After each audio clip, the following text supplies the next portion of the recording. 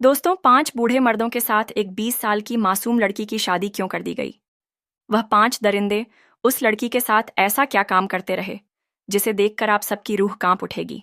आज की यह कहानी सुनकर आपकी आंखों में आंसू जरूर निकलेंगे। यह एक मासूम लड़की की दर्द भरी कहानी है जिसे सुनकर आपका दिल भी रोने लगेगा। इस कहानी को आखिर तक जरूर देखिए और इस वीडियो को लाइक और शेयर जरूर करिएगा। दोस्तों, जिस लड़की के साथ इतना जुल्म हुआ उसकी उम्र सिर्फ 20 साल थी। वह लड़की रोते हुए सुल्तान के दरबार में आई। बादशाह का दरबार लगा हुआ था और वह तमाम फरियादियों की फरियाद सुन रहा था। उस दौरान वह लड़की रोते हुए दरबार में दाखिल हुई और इतना रोने लगी कि वह बेहोश हो गई। लड़की के बेहोश होने के बाद बादशाह परेशान हो गया। वो उठकर खड़ा हो गया और सोचने लगा कि इस लड़की को क्या दुख पहुंचा है। दरबारी भी लड़की की हालत देखकर परेशान हो गए। बादशाह ने फौरन अपने सिपाहियों को हुक्म दिया कि इस लड़की को होश में लाया जाए ताकि वह बता सके कि उसके साथ क्या हुआ है। फौरन शाही हकीम को बुलाया गया और हकीम ने लड़की की नब्ज को चेक किया। हकीम ने कहा कि यह लड़की बहुत कमज़ोर है और कमज़ोरी की वजह से बेहोश हुई है। थोड़ी देर बाद जब लड़की को होश आया, वह फिर से रोने लगी। बादशाह ने लड़की के सिर पर हाथ रखते हुए कहा, बेटी, मुझे बताओ, तुम्हारे साथ क्या हुआ है? सब लोग खामोश होकर उस लड़की की कहानी सुनना चाहते थे कि आखिर उसके साथ क्या हुआ है। बादशाह सलामत ने फिर कहा, बेटी, अपनी कहानी तफसील से हमें बताओ कि तुम्हारे साथ क्या मामला पेश आया। लड़की ने अपनी दर्द भरी कहानी सुनाना शुरू की। बादशाह सलामत, मेरी उम्र उस वक्त 10 साल थी जब मेरे माँ बाप एक साथ रहते थे। मेरी माँ अक्सर यही कहती थी कि तुम्हारा बाप शराबी है, हमें गालियां देता है और तुम्हारा बाप अच्छा आदमी नहीं है। मैं उस वक्त छोटी थी, इसलिए इन बातों को समझ नहीं सकती थी। उनके दरमियान लड़ाई होती रहती थी। एक दिन ऐसा हुआ कि लड़ाई इतनी बढ़ गई कि मेरे बाप ने साफ लफ्जों में 3 बार मेरी माँ को तलाक दे दिया। उसके बाद मेरी माँ मुझे कहने लगी कि अब हम यहाँ नहीं रह सकते। तुम्हारे वालिद ने मुझे तलाक दे दी है और हमें कहीं और जाना होगा। मेरी माँ मुझे लेकर वहां से चल पड़ी। मैंने अपनी माँ से कहा, अम्मी, मुझे आप और अब्बा जान दोनों के साथ रहना है। लेकिन मेरी माँ ने कहा, बेटी, अगर तुम्हारा बाप मुझ पर जुल्म करता, मुझे मारता पीटता, तो मैं यह सब बर्दाश्त कर लेती। लेकिन अब उसने मुझे तलाक दे दी है, इसलिए अब मैं उसके साथ नहीं रह सकती। तुम मेरे साथ चलो, क्योंकि तुम्हारा बाप अच्छा इंसान नहीं है। मेरी माँ मुझे अपने मामा के घर ले गई। वहां मेरे मामा ने साफ लफ्जों में मेरी माँ से कहा, अगर तुम मेरे साथ रहना चाहती हो तो रह सकती हो, लेकिन मैं तुम्हारी बेटी को अपने साथ नहीं रख सकता। इसकी वजह यह है कि तुम्हारी बेटी भी जवान हो रही है और मेरे भी 4 जवान बेटे हैं। अगर मैं तुम्हें अपने साथ रखूं तो गांव में पंचायत लगेंगी और यह मैं नहीं कर सकता। मैं तुम्हें साथ रख सकता हूं, लेकिन तुम्हारी बेटी को नहीं रख सकता। मेरे मामा के इन लफ्जों ने मेरी माँ को और ज्यादा परेशान कर दिया और वह मुझे कहने लगी, बेटा, मैं तुम्हें अपने साथ नहीं रख सकती क्योंकि यहाँ लोग तुम्हें साथ नहीं रहने देंगे। मेरा यहाँ और कोई ठिकाना नहीं है, लेकिन तुम अपने बाप के घर जा सकती हो। इस वक्त मेरी माँ मुझे मेरे बाप के घर छोड़कर चली गई और खुद अपने भाई के घर रहने लगी। जब मैं अपने बाप के घर पहुंची तो मेरे वालिद ने मुझे देखा, मेरे सिर पर हाथ रखा और दिलासा देते हुए कहा, तुम परेशान मत हो बेटी, मैं तुम्हारे साथ खड़ा हूं। मुझे एहसास हुआ कि मेरा बाप इतना बुरा आदमी नहीं है जितना मेरी माँ उसे बताती थी, लेकिन उस वक्त मैं छोटी थी और मुझे अच्छे और बुरे का फर्क समझ में नहीं आ रहा था। इसके बाद जब मैं अपने बाप के साथ रहने लगी तो मैंने देखा कि रात के वक्त एक औरत मेरे बाप के कमरे में आती थी और वह दोनों कमरे में बंद हो जाते थे। सुबह जब वह बाहर निकलते तो मेरा बाप उसे कुछ पैसे थमा देता था और फिर वह औरत चली जाती। मैं बस इतनी छोटी सी थी और मुझे समझ में नहीं आ रहा था कि यह क्या हो रहा है। मेरा बाप हमेशा मुझसे पूछता था, बेटा, आज तुम क्या खाओगी, क्या पकाओगी, और कहता था, अगर तुम्हें कुछ चाहिए तो मुझे बताना। वह मेरे साथ अच्छा सलूक करता था, लेकिन मैं इस बात को समझ नहीं पाती थी। मेरे बाप के साथ मैं 16 साल तक रही। जब मैं 16 साल की हुई तो मेरे बाप ने मेरी अपने दोस्त से शादी करवा दी। वह आदमी मुझसे बहुत बड़ा था, लेकिन मैंने इस रिश्ते को दिल से कबूल किया क्योंकि मैं समझती थी कि शौहर का अदब करना बीवी की जिम्मेदारी होती है। मेरे शौहर मुझे अपने घर ले गया। हम दोनों की शादी को कुछ साल हो गए थे। मैं हर वक्त उसके कामों में लगी रहती थी, उसे खुश रखने की कोशिश करती। एक दिन जब मैं अपने घर में खाना बना रही थी, मेरा शौहर घर वापस आया। मैंने उससे पूछा, आज का दिन कैसा गुजरा? तुम कहाँ गए हुए थे? यह सुनकर मेरे शौहर ने मेरे चेहरे पर जोर से थप्पड़ मारा। मैं बहुत हैरान हुई और बिल्कुल ही खौफजदा हो गई।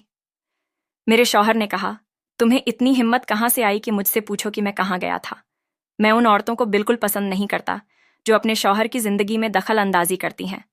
उसने मुझे 3 बार तलाक दे दी और कहा, चली जाओ, अपने बाप के घर जाकर रहो। मुझे समझ में नहीं आया कि मेरा क्या कसूर था और मैं सोचती रही, क्या मेरी इतनी बड़ी खता हुई कि मेरे शौहर ने मुझे तलाक ही दे दी? और जब मुझे मजबूरन अपने बाप के घर वापस आना पड़ा, जब मैं अपने बाप के घर वापस आई तो मैंने अपने ऊपर होने वाले जुल्म के बारे में उसे बताया। मेरे बाप ने मेरे सिर पर हाथ रखकर कहा, बेटी, तुम्हारा शौहर शायद अच्छा नहीं था, इसलिए उसने तुम्हें तलाक दे दी। अल्लाह उससे हिसाब लेगा। यह सुनकर मैं बहुत परेशान हो गई।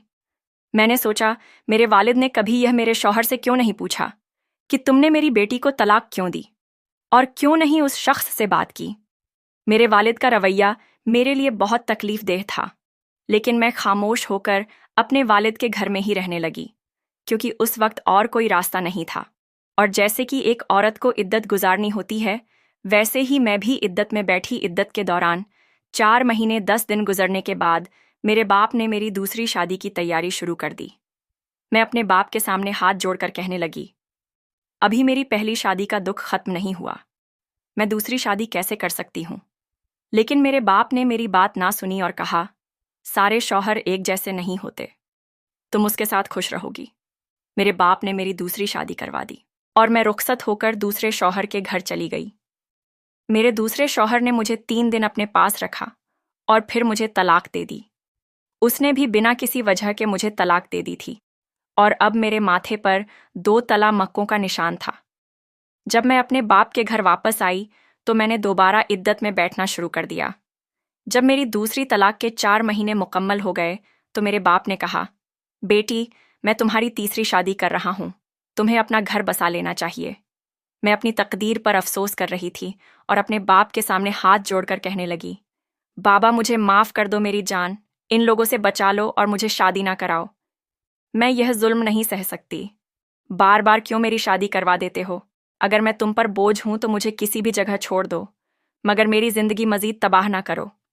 मेरे वालिद ने गुस्से में आकर कहा, तुम्हें परेशान नहीं होना चाहिए, वरना तुम्हारे साथ अच्छा नहीं होगा। उनके नफरत भरे अल्फाज सुनकर मैं खामोश हो गई। मैं और क्या कर सकती थी? मेरे बाप ने मुझे तीसरी शादी के लिए मजबूर कर दिया। मैंने शादी की और उस शख्स के घर चली गई, लेकिन वह शख्स मेरे दोनों पहले शौहर से भी बदतर था। वो मुझसे उम्र में बहुत बड़ा था और छोटी छोटी बात पर मुझे मारा करता था। वह मुझे इतना मारता कि मेरी नाक और मुंह से खून बहने लगता। मेरी रातें रोते रोते गुजर जाती और दिन भर मैं सोचती रहती कि शायद मेरी तकदीर में यही सब लिखा था। मेरे शौहर का मुझसे मुसलसल झगड़ा रहता था और वह मुझे ताने देकर कहता था, तुम्हारे पहले शौहर ने तुम्हें कहाँ कहाँ हाथ लगाया था। मैं इस जुल्म को बर्दाश्त करती रही, लेकिन उस शख्स ने भी मुझे 3 तलाक दे दी। अब मेरे माथे पर 3 तलाकों का निशान था। वह लड़की भरे दरबार में बादशाह के सामने अपनी कहानी सुनाते हुए बेहद रो रही थी। वहां बैठे सब लोग उसकी दर्द भरी कहानी सुनकर रोने लगे। बादशाह सलामत ने कहा, तुम्हारी 3 तलाक हो चुकी हैं, फिर भी तुम अपने बाप के घर वापस आ गई। मैंने जवाब दिया, जी हाँ, और मेरा बाप मुझे चौथी शादी करने के लिए मजबूर कर रहा था। मेरे बाप ने हमेशा मेरी इज्जत का सौदा किया था। जब मेरी चौथी शादी के लिए एक बूढ़े शख्स का इंतखाब किया गया और उस बूढ़े शख्स ने मेरे वालिद के हाथ में पैसे दिए, वह तो अच्छी खासी रकम थी, तो मुझे समझ में आया कि मेरा वालिद निकाह के नाम पर मुझे बेचकर पैसे कमाता है। पहले तो मैं कुछ नहीं समझती थी कि मेरे साथ क्या हो रहा है, लेकिन जब चौथे शख्स के साथ शादी के लिए मुझे बेचा, मैंने जुल्म की इंतहा देख ली। उस शख्स ने इतना जुल्म किया कि मैं ना मर सकती थी ना जिंदा रह सकती थी, मगर वह आदमी हर रोज मेरी जिंदगी को अजाब बनाता जा रहा था। एक दिन जब मेरी बर्दाश्त खत्म हो गई, मैंने उसके सामने बोलने का फैसला किया तो उसने मुझे तलाक दे दी और मेरा हाथ पकड़कर मुझे मेरे बाप के घर छोड़ आया। अब मैं दोबारा अपने वालिद के घर वापस आ चुकी हूँ, जहां मेरा वालिद निकाह के नाम पर मेरी इज्जत का सौदा करता था।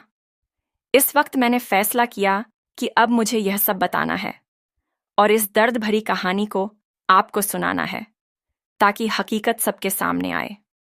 मैं अपने पैरों पर चलकर आपके पास पहुंची हूं। ऐ सुल्तान, मेरी मदद कीजिए। वो लड़की रोते हुए कहती है, मेरे वालिद अब रोज किसी ना किसी मर्द को घर बुला लेते हैं। मेरी जिंदगी तबाह हो चुकी है। सुल्तान, मुझे बचा ले। जब सुल्तान ने इस लड़की की दर्द भरी कहानी सुनी तो उसने गहरे दुख से कहा, बेटी तुम फिक्र ना करो, हम तुम्हारी मदद करेंगे।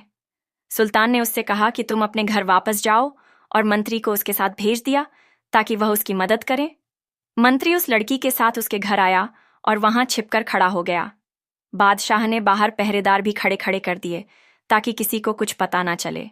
रात जब वह लड़की अपने कमरे में सो रही थी, एक शख्स आया और उसके साथ जबरदस्ती करने की कोशिश की। मंत्री तुरंत बाहर निकला और उस शख्स को खंजर से मार डाला। चीख की आवाज सुनकर लड़की का बाप और बाहर खड़े सिपाही अंदर आए और लड़की के बाप को गिरफ्तार कर लिया। बादशाह के दरबार में लड़की के वालिद से सख्ती से सवाल किए गए। उसने अपने गुनाह को कबूल किया और बताया कि उसने अपनी बेटी को जालिम शौहर के हवाले किया। उन्होंने उस पर जुल्म किया, जिन्होंने उसके साथ दरिंदगी की और बिना वजह तलाक दे दी। लड़की के वालिद और उन शौहर को सख्त सजा दी गई। वालिद और शौहर को फांसी पर लटकाया गया और औरतों को हुक्म दिया गया कि वह उन पर पत्थर फेंके। बादशाह ने लड़की को तसल्ली दी और कहा, अगर तुम चाहो तो हमारे महल में रह सकती हो। किसी भी चीज़ की ज़रूरत हो तो हमें बताना, हम तुम्हारी मदद करेंगे। लेकिन लड़की यह सब सुनकर बेहोश हो गई। फिर एक शाही हकीम आया और बताया कि इस लड़की पर बहुत जुल्म किया गया है और उसके जिस्म के जख्म इतने गहरे हैं कि शायद उसका इलाज मुमकिन ना हो। हकीम की तमाम कोशिशों के बावजूद वह लड़की न उठ सकी और उसकी रूह परवाज कर गई। उसकी मौत से दरबार में सब लोग गमगीन हो गए। तो प्यारे दोस्तों, यह थी आज की हमारी दिल चीर देने वाली कहानी। इस कहानी के बारे में आपकी क्या राय है? कमेंट बॉक्स में ज़रूर बताइएगा। साथ ही इस वीडियो को लाइक कर दें और रोज़ाना नई नई वीडियो के लिए हमारे YouTube channel voice of Saiyeda को सब्सक्राइब कर ले। मिलते हैं किसी नई वीडियो में नई कहानी के साथ। शुक्रिया। अल्लाह हाफिज़।